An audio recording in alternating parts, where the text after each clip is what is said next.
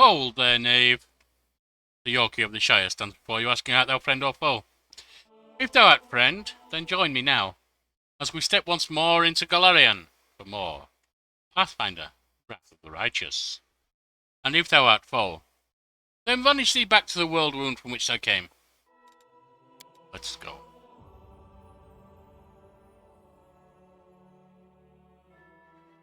When last we left it, we just helped our thiefling friend thieve, essentially, or get away with it, while at the same time sorting out issues that was going on with his friends.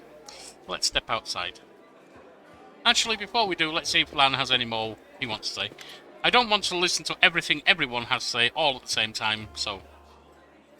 What do you think of life on the surface? It must be very different from life underground. Of course, as far as living conditions, the surface is definitely a better place to live. It's easier to get good food and water, not to mention building a house, and even grow a few things. In older, well-established settlements, you don't have to deal with anything scarier than rats, or maybe foxes stealing chickens. As for the kind of lives you have, I heard a story about demons, worshippers, abducting a whole family and sacrificing them one by one while the others watched. Well, there were some brave Crusader knights nearby, and they killed the villains and saved everyone. And I heard another story. A young blacksmith lost his arm in a fire. Couldn't work to feed his wife and baby.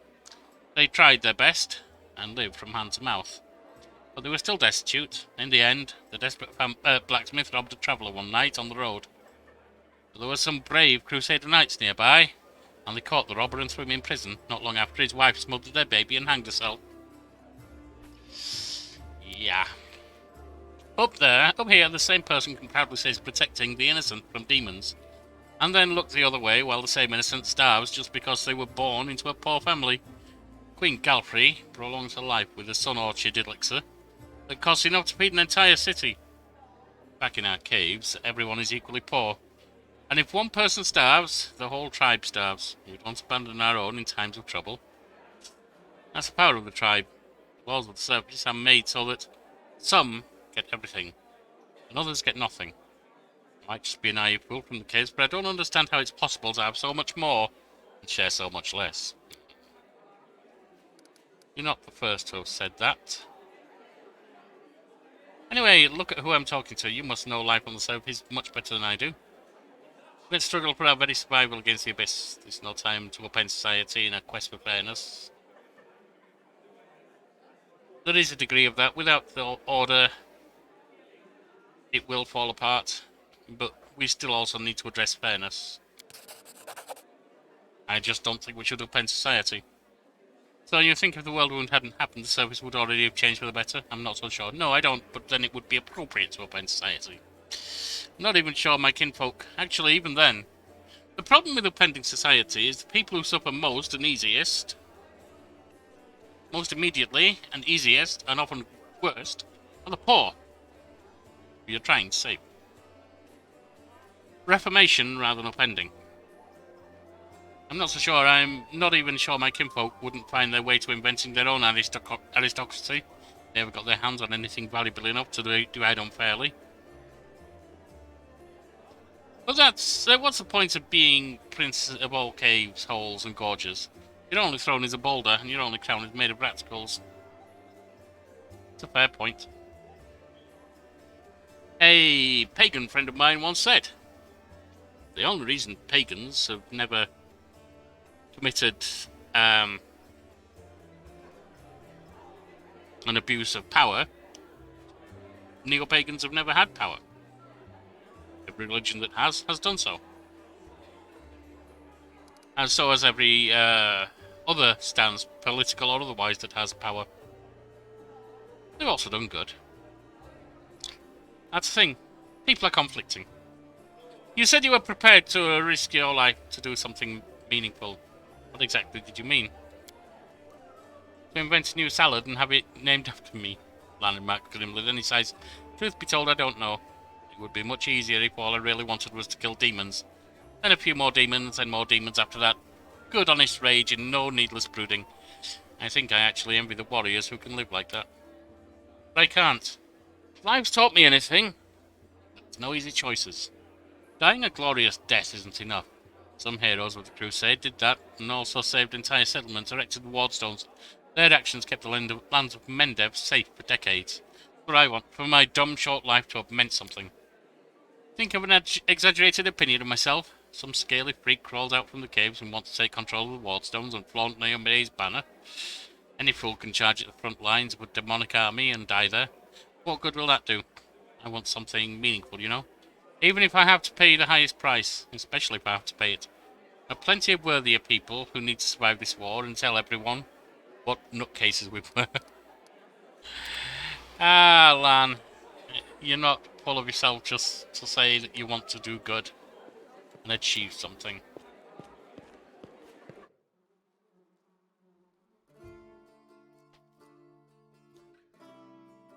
Now,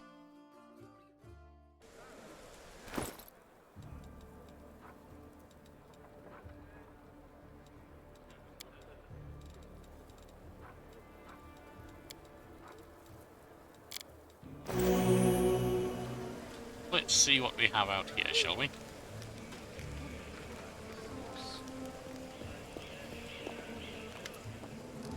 A grizzled dwarf turns a blade in his calloused hands, carefully inspecting its edge.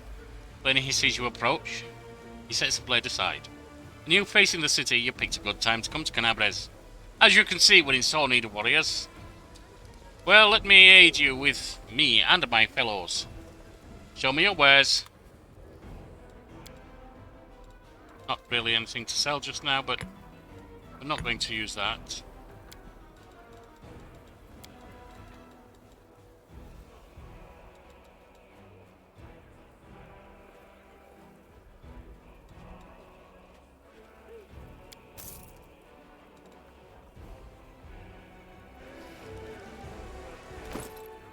Oh, Jeff, are there any of these you need? No. You know everyone in Canabres by sight? Well, not everyone, but I make it my business and other people who might need my services. Blacksmith's work just isn't the anvil, you know? You're Staunton Bane's brother? Yep, where he goes, I go. That's how we've always done it, even before the worldwound. I forge the armour, he goes into battle and breaks it. He brings it back to me, and I repair it and make it better than before. Everything's changed since then, of course, but that part has stayed the same. How was Staunton to blame for the fall of Dresden? Told the story so many times already. Well, telling it one more time won't kill me. The blacksmith says Dresden was built after the First Crusade, back when it seemed like victory was ours for the taking, and that the demon invasion would soon be at an end. The population of all Sarkoris was thoroughly diminished, and many of them hoped to see their hard fighting repaid with a small plot of unclaimed land. Dresden was a fortress built on all our hopes, and on Mendev's ambition. Although, you're not supposed to say that out loud. What a city it was, Sir Yorkie. You can't even imagine. It was built by the finest engineers from the Five Kings Mountains. Queen Galfrey spared no expense. Dresden was meant to be the capital of Crusade movement. A monument to its glory and a beacon of hope for all Golarion. Heroes were drawn there to seek fame and fortune, and they came from all over. Taldor, Garund, Tianxia. I couldn't list them all. A relic, known as the Sword of Valor, was kept there. The banner that had been carried into battle by Omedea herself, back when she was still human. That banner protected the city and kept the demons from teleporting inside its walls. As long as the banner was in its place, Dresden was invincible, or so we thought. But then the worldwound suddenly expanded. The demons launched a new onslaught, and folk started saying it was time to declare the Second Crusade. Dresden was unassailable, until one young officer was tempted by a beautiful woman. She convinced him that the banner shouldn't be hanging in the city, that its rightful place was on the battlefield. She whispered honey words about glory and valor and convinced him that he could be a hero as great as Omedea herself. And the poor fool believed her. From what I've seen, he wanted to get a peace, and I'm sorry, but betraying your fellows to do that is not an acceptable act. He rounded up some of his hot-headed friends and carried the banner outside the city gates on an unauthorized foray. The demons slaughtered them within seconds, but for some reason the courageous ringleader was spared. The whole army teleported into Dresden. It was a bloodbath. Godden solemnly shakes his head. As you can guess, that officer was Staunton Vane. And the woman turned out to be a demon. Not just any demon, it was Minago, that foul, wet wretch. She's given a lot of grief here in Canabres, too. Just don't ask me what I was doing while my brother was off having trysts with that beast, and why I didn't save him from my own stupidity. Blacksmith gestures as if to ward off the inevitable reprobation. Who could have guessed it would end like this? I failed my brother, that's the truth. I failed myself. I blame myself every day. Looking at his plight, that's the story. Why do you have your forge here in the tavern yard? Wherever I am, that's where my forge is. A true master of any craft will always find the tools I need. I miss my old forge, of course. It's just now a pile of charred stone and metal. But I've still got my hands, and that means I can work. You recognise this sword? Radiance? Do I recognise it? Of course I do. I made this with my own hands. There's my brand, see? The dwarf carefully takes the sword in his hand, gazing at it like a doting father. Oh, Yaniel, things have been tough without you. But at least we've still got your sword. That's something. Joran returns the sword to you. In battle, ordinary swords get blunted, they break, but sometimes a weapon can persevere or preserve. I don't know how to explain it. I've no authority on these things, but something like an echo of the deeds done with that weapon. Or more like the reflection of the wielder's soul, I don't know. I will say one thing, take care of that sword. Yaniel may no longer be with us, but the demons will still remember why they need to turn tail and run when they see radiance. Ah, the scabbard's all worn. We can't be having a fine sword like this, being carried around in this tatty thing. I'll make you a new one if you like, if it stands strong and we both survive. Come see me again, and I'll have it. No charge. Let's go. It's alright, Gotcho. Right, it's time to head to the market square.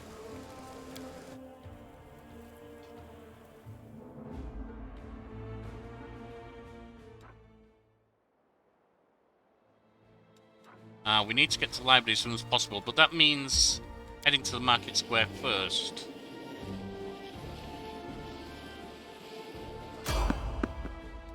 Enemies, fight!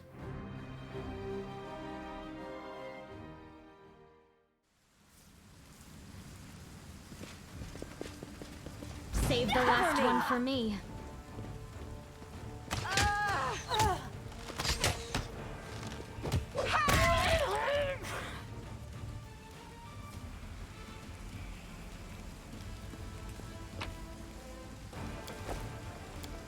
Out we go.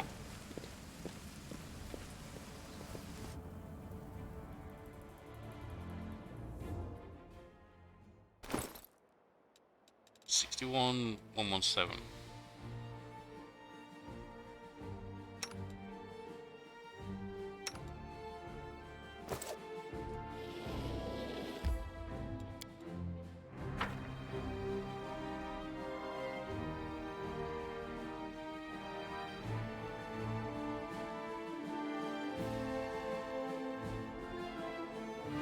So, the market square devastated as we saw by Discari's foul blade.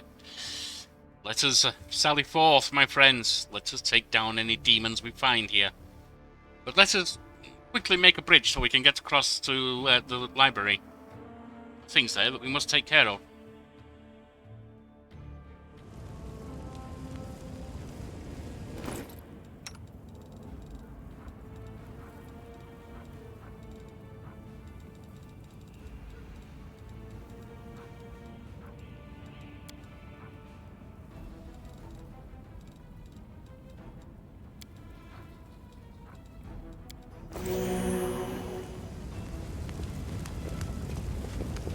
Call me again if you need to. Demons! Rob them of their treasures. Demons about to fall.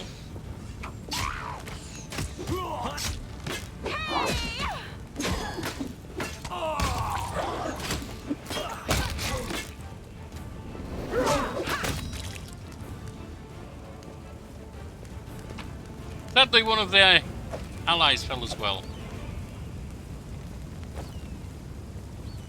And this must be where she thought there was a possibility of a bridge. And so it is done.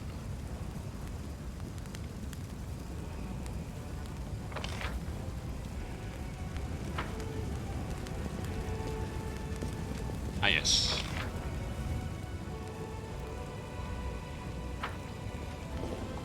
Now that we've made a bridge,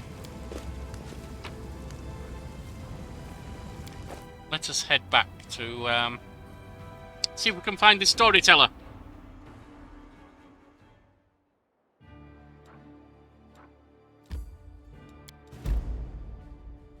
And cultist. Good. There's someone on the road.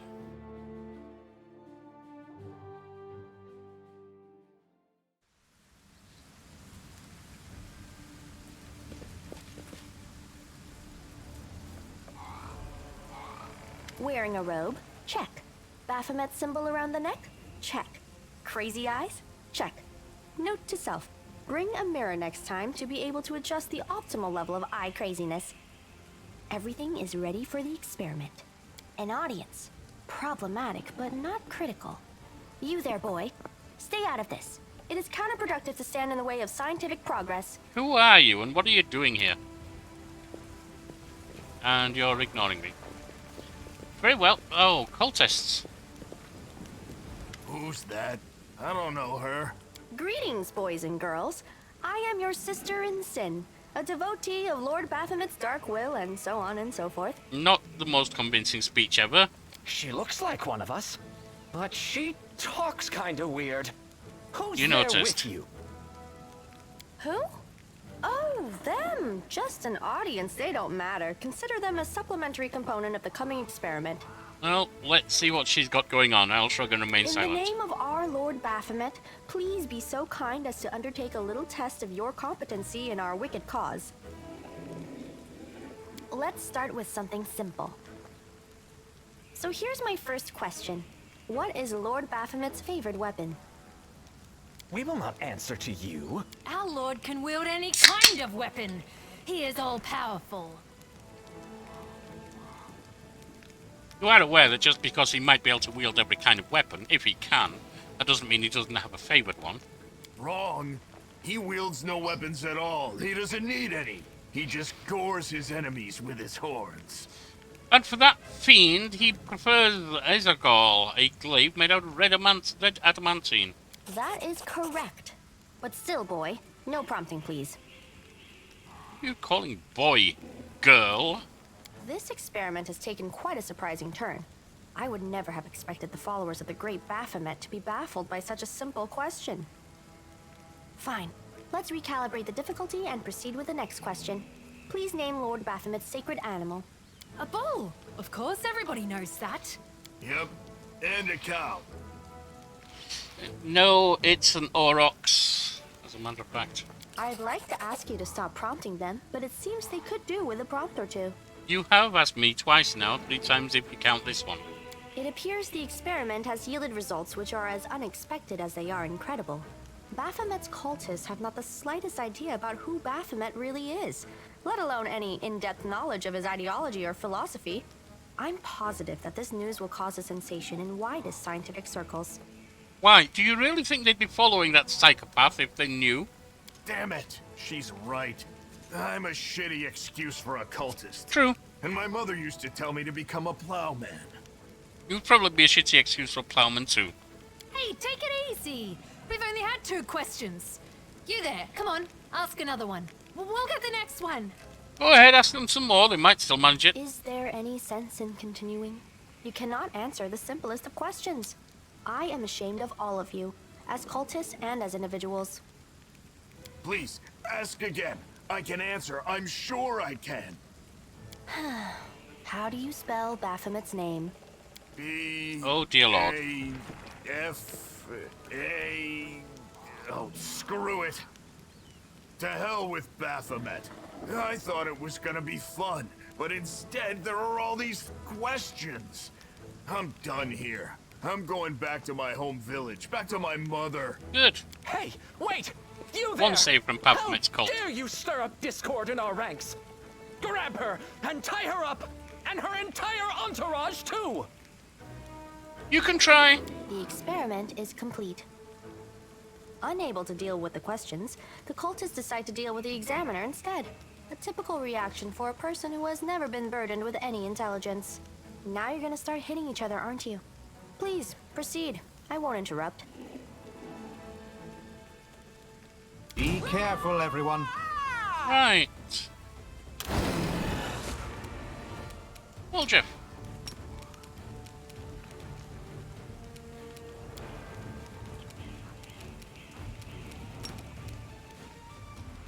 Just die already.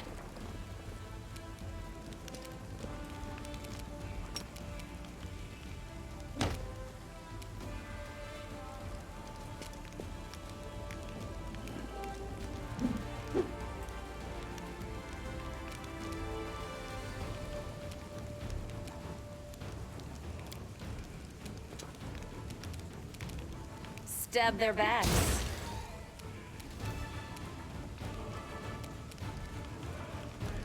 Also need the charge ability placing and coup de grace. Right now, let's see if we can put someone to sleep.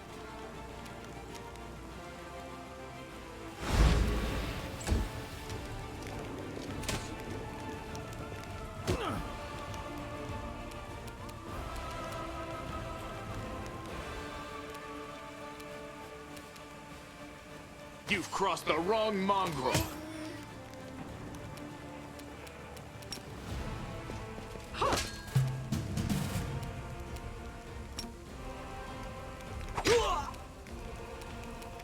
Attack! No contest.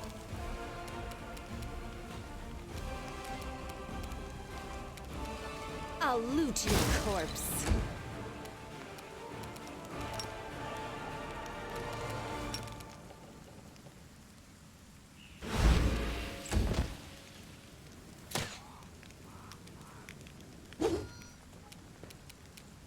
You won't survive me. The light take you! Cover me, all right? Aim carefully. Secura! Your death awaits.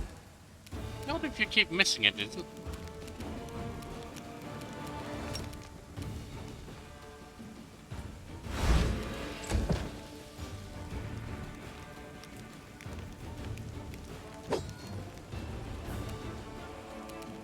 Endure this! No glory without risk! Stab you or zap you? Why not both? Forwards!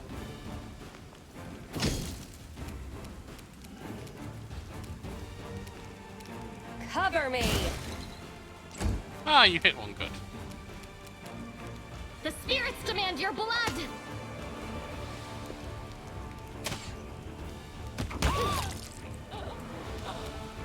Make every strike count. And through we go.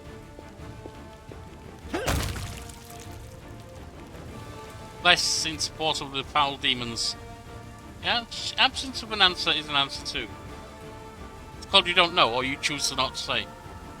Alright.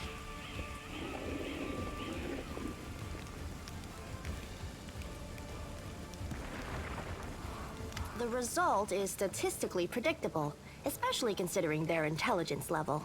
What about you, boy? Are you ready to answer some questions for the good of science? Let's proceed with the experiment. My first question is simple. Which colors does the goddess Iomade prefer? I'm not sure you understand science, but in this case, it's red and white. This answer is correct. It is comforting to meet at least one educated person in the melting pot of ignorance that is Canabras today. Let's proceed. Did Aradin take part in any crusade before he died? No. He died before the worldwound opened. Your answer is correct. Aradin's death dates to 4606, and that is precisely the year when the worldwound was opened. The first crusade started back in 4622. Your knowledge would make Mendev's crusaders proud. My final question is, what is the title that Aurilu Vorlesh bears? Is she the architect of the worldwound, the lord of the labyrinth, or the border acquisitor of the shapeless abyss?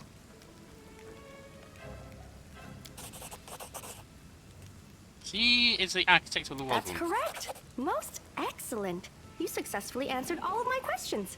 Splendid. amazing. This is a breakthrough. I thank you for your cooperation. It seems to me that I owe you an explanation. My name is Nenio. I am an explorer, a pilgrim, a yet-to-be-recognized scientific luminary, future author of the great Encyclopedia Golarionica, and rector of all Absalom's universities at once. Future rector, I should say. I also know several spells. Also, insane and deluded fool. Now, can you finally tell me what you were getting at with all those questions? It is so heartening to see you strive for knowledge. I have been conducting an experiment comparing the intellectual abilities of the average cultist with those of the average crusader. And I must admit that you passed the test with flying colors. This does offer a glimmer of hope for the future of Crusade. I have always claimed that despite the popular beliefs about the limited intellectual abilities of those in the army, at least some of them can be considered educated. It pleases me to see that I was correct. So you're trying to say that I'm mediocre? Yes. Well, at least you're honest. Why do you keep calling me boy? I haven't known. I apologize for an injury to your ego, but your name is irrelevant on the grand scale of the universe. Thus, it cannot possibly interest me. I will forget it as soon as I hear it. To avoid unnecessary confusion, I'd prefer to not know it at all. Honestly, on the grand scale of the universe, virtually everything is irrelevant, so... Canabra isn't safe right now. Shall we join forces? Do you wish to become my follower? To accompany me on my expeditions to the worldwound? To assist me in my experiments? To run errands for me? Perhaps even to write down my deepest thoughts for the benefit of future generations? Oh, how splendid! Of course, I agree. That wasn't quite what I had in mind, but, Truth be told, I have no money to pay you. But you will be aiding the progress of science, and that is its own reward. if we join forces, you'll have to follow my instructions during our expeditions. Huh? What? Oh, yes, the dangers and these battles. Of course, I will follow your orders. I place my life in your capable hands, so I can focus on the things that really matter. Then I agree. Excellent. You're hired. To think that I finally found someone to accompany me. 27 Crusaders before you said no. Not one of them saw the undeniable appeal of my offer. I wonder why. Your first assignment is to take me to a safe place. I have to admit that today's experiment has left me quite tired. Well, I suggest you go to the inn.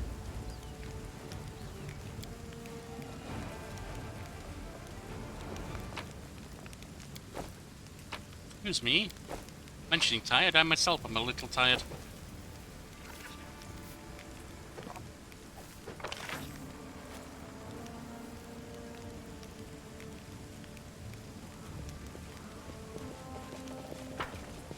I found something.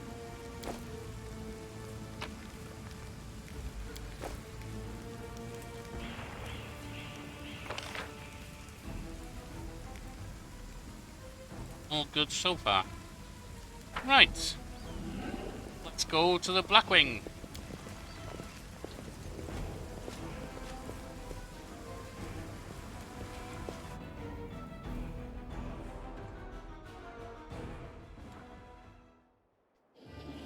Oh, the hand cultist first.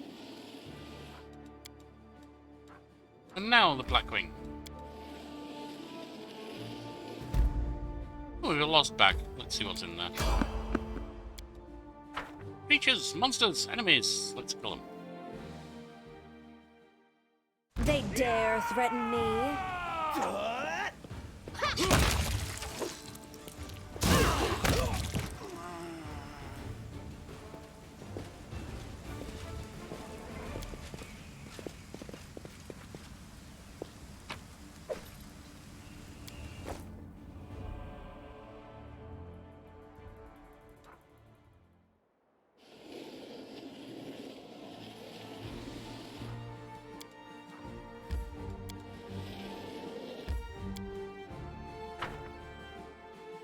Let's see if there's anything in the debris and see if we can find the storyteller. Oh, what's this?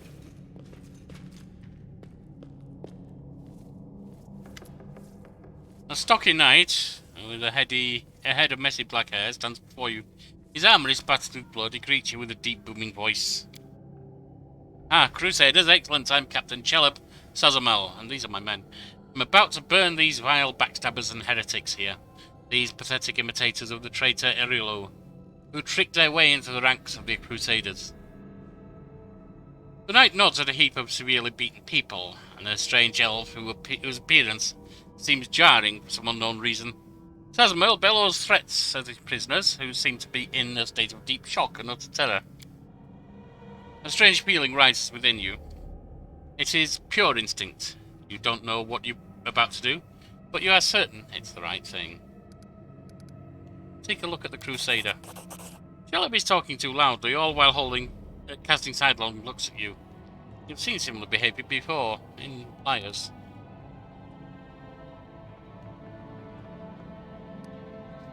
Examine the Crusader's armour.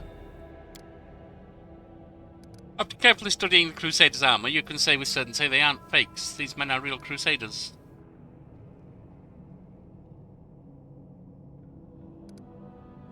Give in to this strange instinct. Sometimes you have to go with your gut.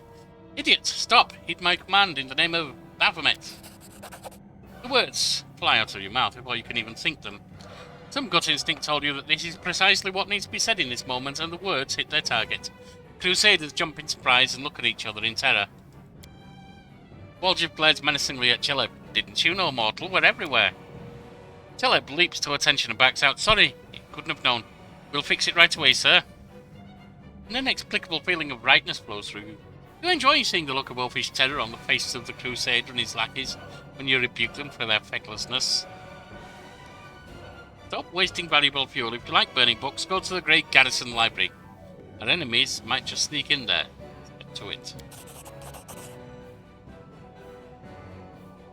There's plenty more where they came from, sir. I'll do everything you've ordered, and just as soon as those Crusaders arrive, they'll be dead meat. I'll go make sure that we get make it another 2 barrels of the Alchemist Fire from the Grey Garrison storeroom. Things are going to burn right up in there. What's that glitter? What's that there?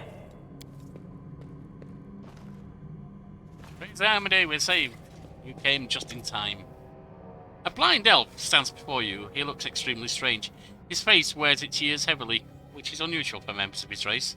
Thinning grey hair, ragged beard, sightless, milky eyes, pale, papery skin, covered in age spots.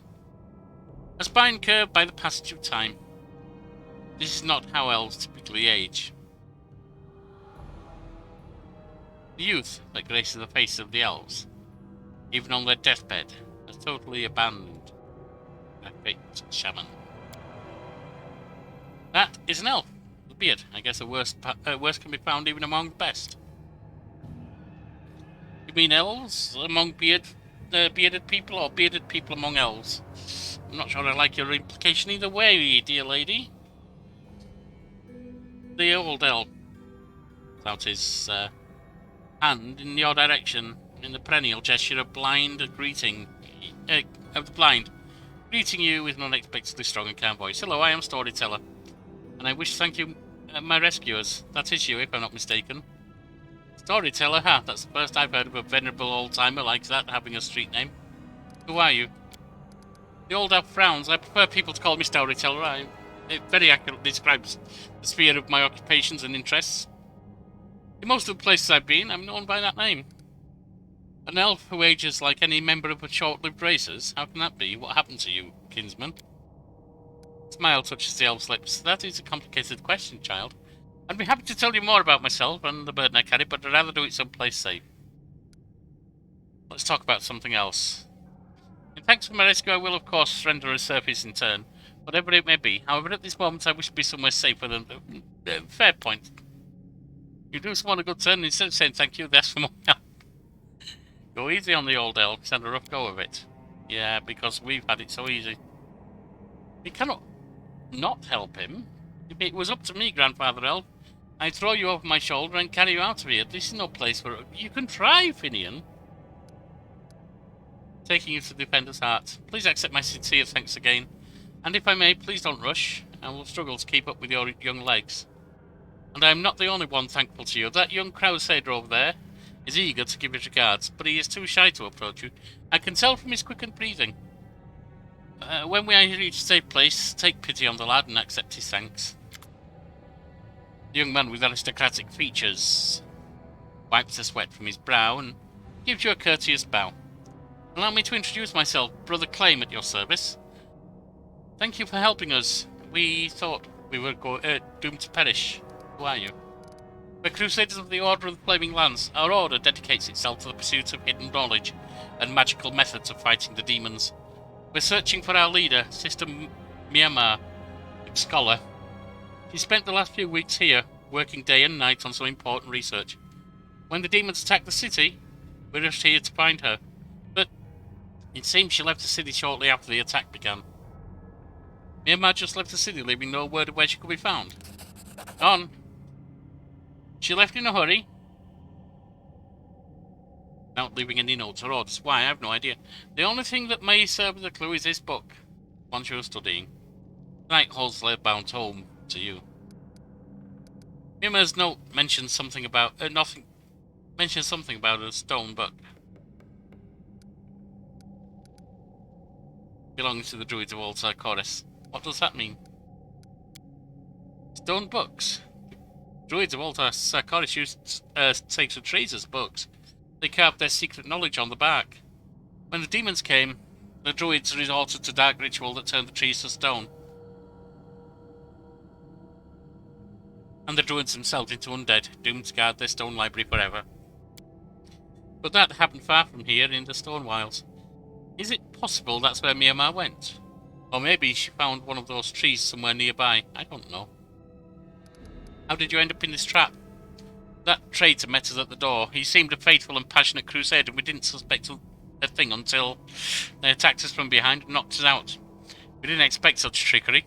Most of our order brethren are dead, and we were desperate to believe that this man in armour was a fellow crusader, a comrade. While we were unconscious, they removed our armour and tossed us on a pyre of books. Macabre blasphemy. Ain't it always the way? You start to think you might be able to trust a fella, and boom, he goes and stabs you in the back. But if you never trust anyone, then soon you'll become a killer just like Hullrun. That's hardly better, is it? Don't start on that now. Fine, you convinced me. You can trust people, but only one in every dozen, I'd say, and not for very long even then. Was the elf with you? The crusader as well?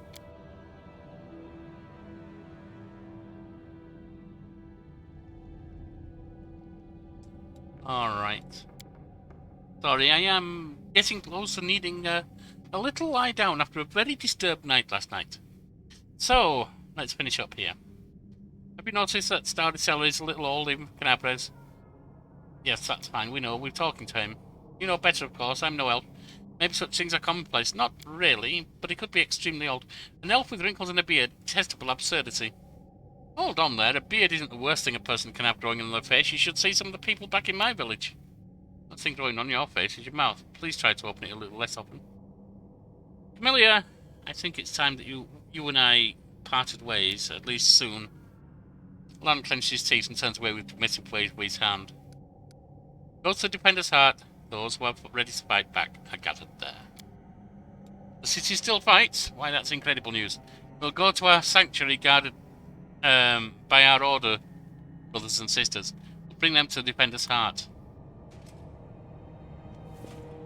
Right, before we set out, let's just make sure we've got everything that's here, because it's not going to be any use to anyone, is it? Great. Library of Canabres has been ravaged, yes. Tread lightly.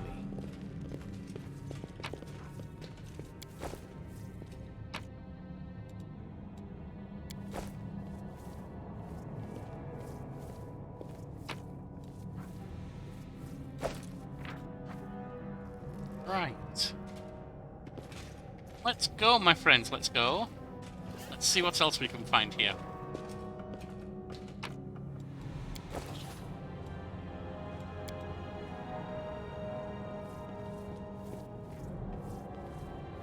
Barrel flammable alchemical substance.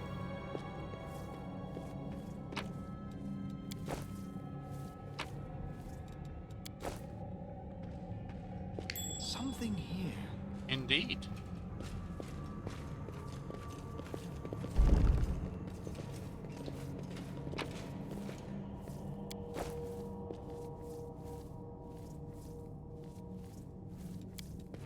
Success. It's a statue of the mage who founded the Blackwing Library.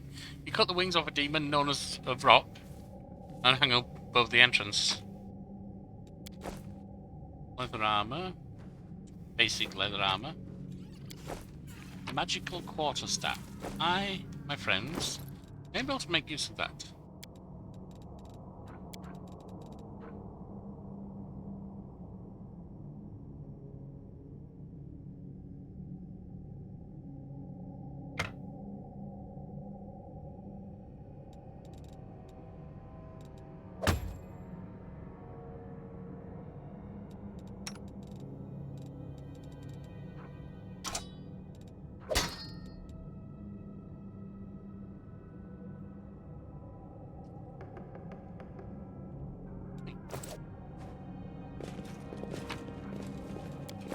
Something there.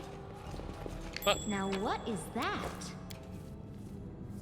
Castle of Texts. Yes. Another book.